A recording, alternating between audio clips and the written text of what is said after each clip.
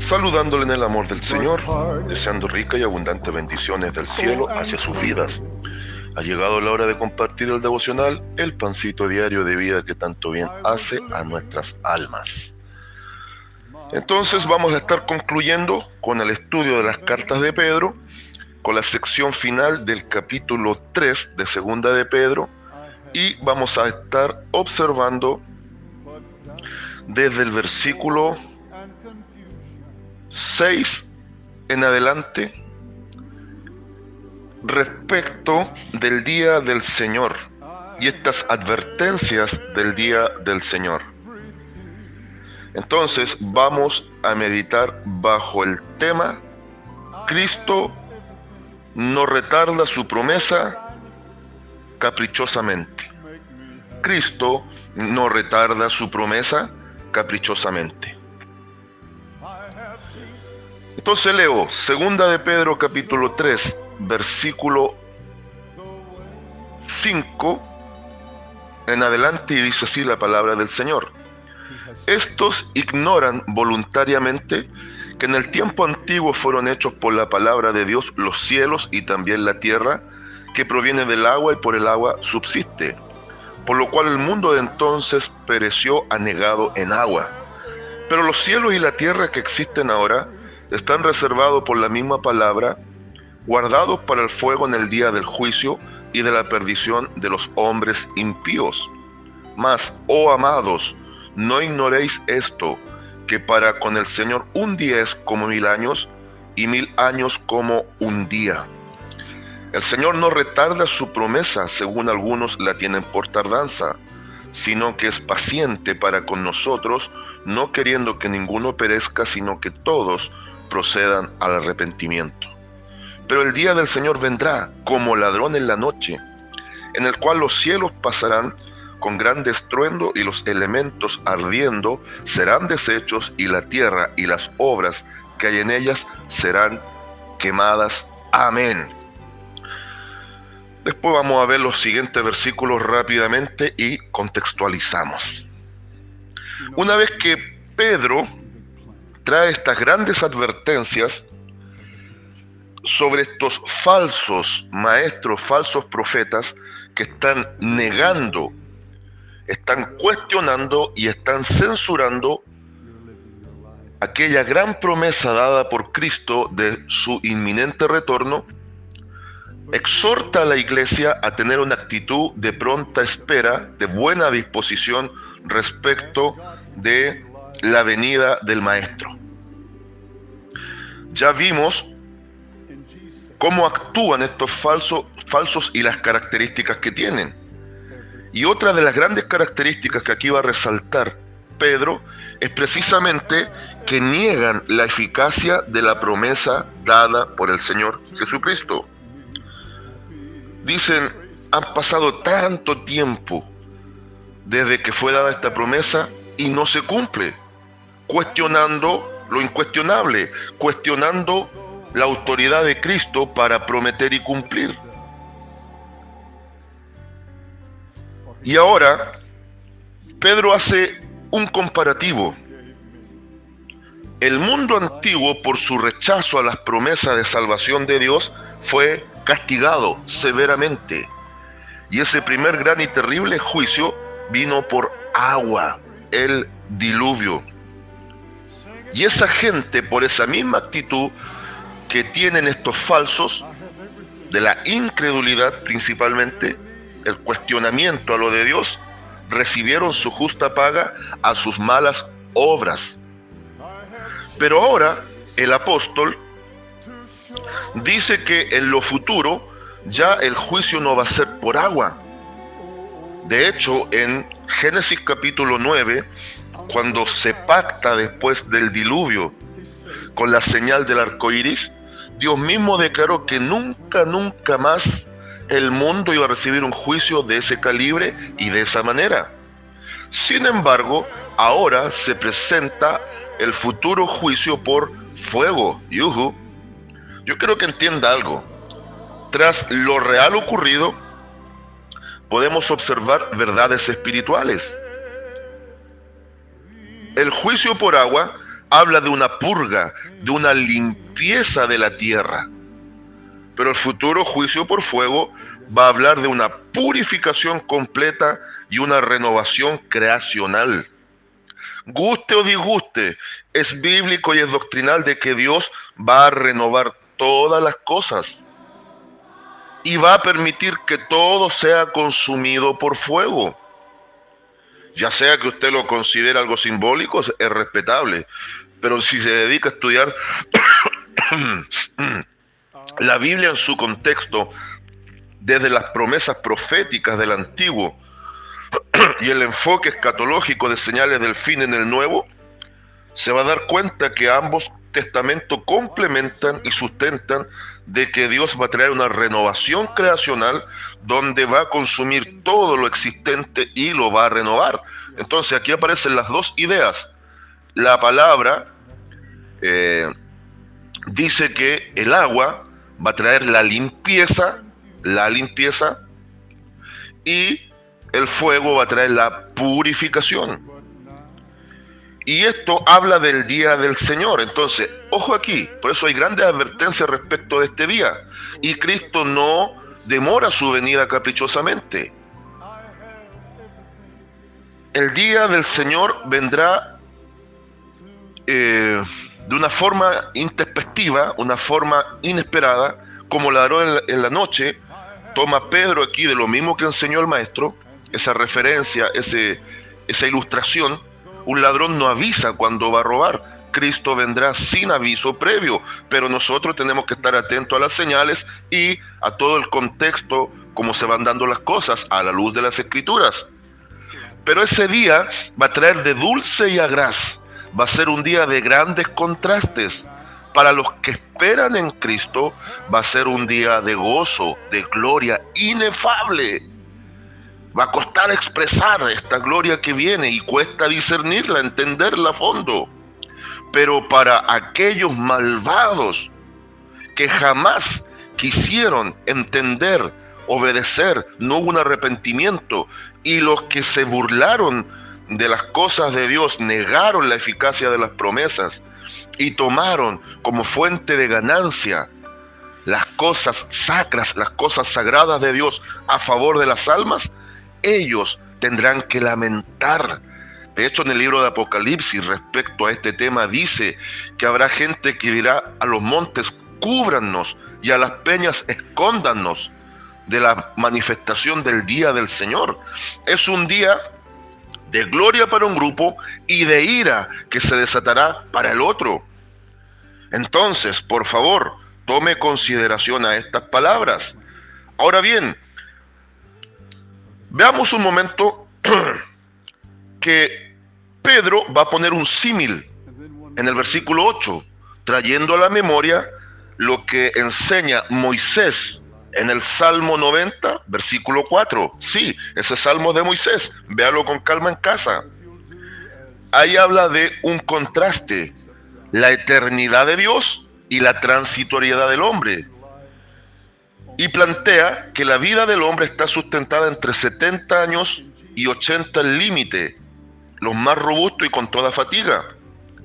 Pero frente a Dios, dice Pedro, que no hay que ignorar que para el Señor un día es como, ahí está el símil, como 1000 años, y 1000 años como un día. Por favor, hermano que predica, hermano que enseña, no diga que esto es literal, diga que esto es simbólico, que esto es un comparativo. Efectivamente, 1000 años frente a una eternidad es como un día. Pero desde la eternidad de Dios, un día de Él para nosotros es como 1000 años. Entonces, apliquemos esta lógica.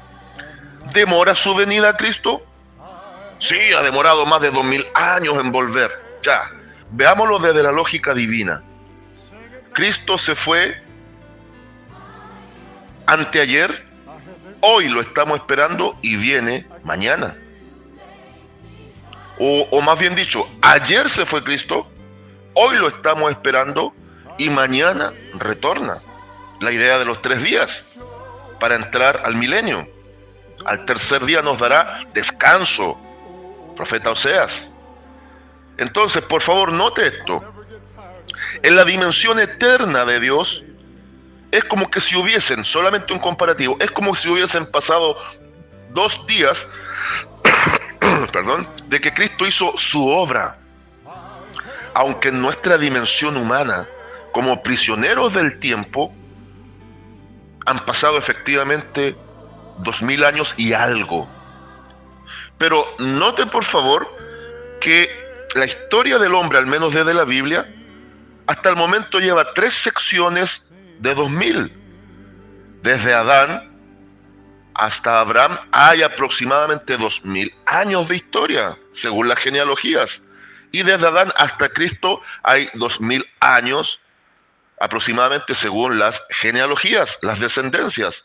Y de Cristo ahora hay más o menos 2000 años. Y la historia del hombre se está demarcando en 6000 años de historia. Según la Biblia, yo le creo a la Biblia, así los científicos hablen de cientos de miles o de millones de años de creación humana o de evolución humana, más bien dicho. Entonces, Pedro pone este comparativo para ahora explicar en parte por qué Cristo aún no ha retornado. Versículo 9. El Señor no retarda su promesa, según algunos la tienen por tardanza. ¿Quiénes? Estos que niegan la eficacia de la promesa, sino que es paciente. Ahí está la clave. Paciente para con nosotros. Él aplica su longanimidad, su gran paciencia frente a las circunstancias. Él es paciente, no queriendo que ninguno perezca, sino que todos procedan al arrepentimiento. Los que profesan la doctrina arminiana, ¿cómo les calza este texto? Si Cristo murió por un grupo selecto de individuos, ¿cómo concilian este texto a la luz de su doctrina?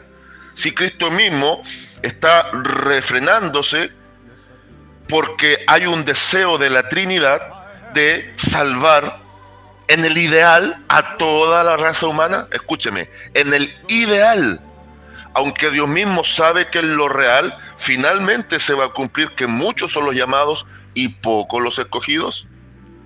A veces decimos, Cristo no viene porque su iglesia no está preparada todavía. En realidad, Cristo no viene porque aún faltan almas que se salven. Así de sencillo. Pero cuando ya se complete para la iglesia el grupo de los gentiles, el gran conglomerado de gentiles, y no me vengan a hacer una exégesis aparte, porque el texto está clarito en Romanos 11:25. Tiene que haber un tiempo de cumplimiento de el grupo de los gentiles, y Cristo vendrá. Obviamente hay un tiempo extensivo de trato hacia los gentiles en el tiempo tribulacionista, porque la era de la gracia en sí no termina con la iglesia. Se extiende un tiempo más, similar en otro comparativo, y tomándome de lo que presenta Pedro con los días de Noé, a que el diluvio había comenzado, pero fue solo Dios, y solo Dios, el que cerró la puerta del arca, que significa cerrar la puerta de la gracia. Pero la cerró 7 días después que ya había comenzado el diluvio. Aquí no estoy diciendo cosas literales o formulando doctrina a través de imágenes. No, estoy diciendo que hay comparativos que nos llevan a deducir claramente que Pedro tiene razón. Pero indudablemente el día del Señor vendrá. Indudablemente Cristo retornará. Indudablemente habrá un grupo que se perderá y otro grupo que será salvo. Pero la salvación está extensiva al género humano. Así como en los días de Noé fue extensiva al género humano. Pero allá rechazaron, y solo los que obedecieron y recibieron en su corazón la oferta de salvación y de amor se salvaron. Acá esos son los símiles. Y en factor tiempo es porque la ilimitada dimensión de Dios, de la eternidad, no hay comparativo con nuestra dimensión humana. Pero el gran punto de atención aquí es que Cristo no está actuando caprichosamente de no querer venir, o que no va a venir y no va a cumplir su promesa. Todavía el Espíritu Santo está trabajando a través de la iglesia a fin de salvar a todos los que Dios considera que se salvarán por esa buena decisión de fe y obediencia. No es que sea una obra de salvación, sino que en su preconocimiento Dios ya sabe quién responderá de una forma o de otra. Después es enfático, pero el día del Señor vendrá como ladrón en la noche, en el cual los cielos pasarán con gran estruendo y los elementos ardiendo serán deshechos, y la tierra y las obras que en ella hay serán quemadas. Y está citando las grandes enseñanzas escatológicas de San Mateo 24:43, las de Lucas 12:39, la de Primera Tesalonicenses 5:2 y está enfocando Apocalipsis 16:15. Ahora, en el cierre, puesto que todas estas cosas han de ser desechas, ¿cómo no debéis vosotros andar en santa y piadosa manera de vivir? Grandes advertencias, esperando y apresurándoos para la venida del día de Dios, en el cual los cielos encendiéndose serán deshechos y los elementos siendo quemados se fundirán. Esto no es ilustrativo, esto va a ser literal. Pero nosotros esperamos según sus promesas, cielos nuevos y tierra nueva, en los cuales mora la justicia. Y aquí está enseñando la bendita doctrina de la renovación milenial. Y después de la renovación milenial, el sustento de la renovación de todas las cosas. Isaías 5:17, Isaías 6:22, ahí están las promesas antiguas testamentarias, y aquí está la promesa futura en Apocalipsis 21:1. Por lo cual, oh amados, estando en espera de estas cosas, procurad con diligencia ser hallados por él sin mancha e irreprensibles en paz. ¿Se fija las advertencias? ¿Se fija que no hay capricho tampoco en Cristo? Y tened entendido que la paciencia de nuestro Señor es para salvación, como también nuestro amado hermano Pablo, según la sabiduría que le ha sido dada, os ha escrito. Plena coincidencia entre los escritos apostólicos, casi en todas sus epístolas, hablando en ellas de estas cosas, entre las cuales hay algunas difíciles de entender, las cuales los indoctos e inconstantes tuercen, como también las otras escrituras para su propia perdición. Los escritos paulinos y también los escritos del Antiguo Testamento, muchos los estaban torciendo. ¿Acaso es como que Pedro nos está sacando una radiografía a través de su tiempo a los tiempos actuales? Por supuesto que sí. Y aquí estamos en la conclusión. Así que vosotros, oh amados, sabiéndolo de antemano, guardaos, no sea que arrastrados por el error de los inicuos, caigáis de vuestra firmeza. Antes bien, creced en la gracia y el conocimiento de nuestro Señor y Salvador Jesucristo. A Él sea la gloria ahora y hasta el día de la eternidad. Amén. Ya en los versículos finales estuvo la conclusión y el consejo. ¿Qué mejor conclusión y consejo que un mismo escritor de la Biblia del calibre de Pedro? Por lo tanto, solo pongamos por obra lo que aprendemos. Consigna y lema para el día de hoy: Cristo no retarda su promesa como algunos tienen por tardanza, sino que pacientemente espera que un gran grupo sea salvo para su gloria. Saludos de paz, amor y bendición desde Longaví a cada uno de ustedes.